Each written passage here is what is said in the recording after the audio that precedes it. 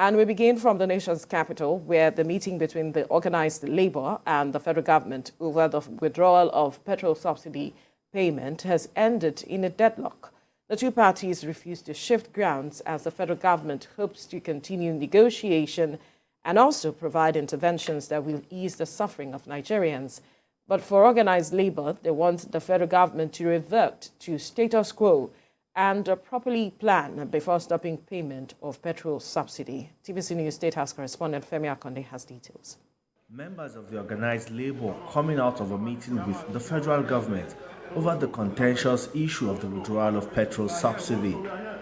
But it appears for now, the closed-door meeting will not translate into anything meaningful for Nigerians who have been hit with the impact of the withdrawal of fuel subsidy payments. Mr. President called for a meeting of government and the Labour. The federal government is optimistic that the impasse will be amicably resolved, but it did not board in its earlier decision to stop payment of petrol subsidy as they continue holding talks towards a favorable outcome. Necessarily, labor unions will be agitated if there's any slight change in any price of any commodity, whether it's fuel, whether it's garri or bread. Labor will be agitated. That is what we are talking about. But in terms of pricing, you cannot control price when there is a deregulation. So there is a deregulation. The price you have today could go up tomorrow, could go down tomorrow. There will be interventions. We're not calling it palliative this around, but there will be interventions, at least so that the impact on the poorest of the poor in the society would be very minimal. The petrol crisis is a litmus test for President Bola Tinubu. His administration will have to delicately handle a crisis that has festered since the previous administration. Organised Labour is also not mincing words.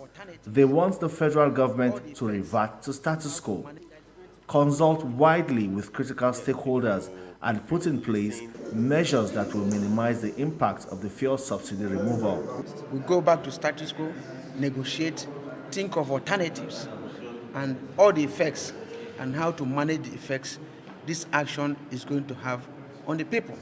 If it is an action that must take off, the subsidy provision has been made up to the end of June.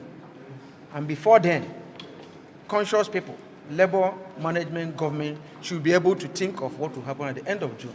Yes, if you listen to the president during the inauguration at Eagle Square, he said that one of the hallmarks of this administration is going to be dialogue, it's going to be consultation, and that this will be the hallmark, that they are not going to lord it over us, trying to paraphrase what he said, and not to be a dictator. So if you read it, it is clearly written there.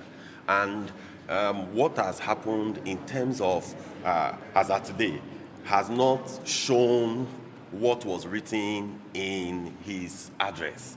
As the days in the life of the Bola Tinubu presidency begins to count, Nigerians will hope for some quick fixes that will reduce the impact of the withdrawal of petrol subsidy payment on the standard of living in the country. Femi Akonde, TVC News, Abuja.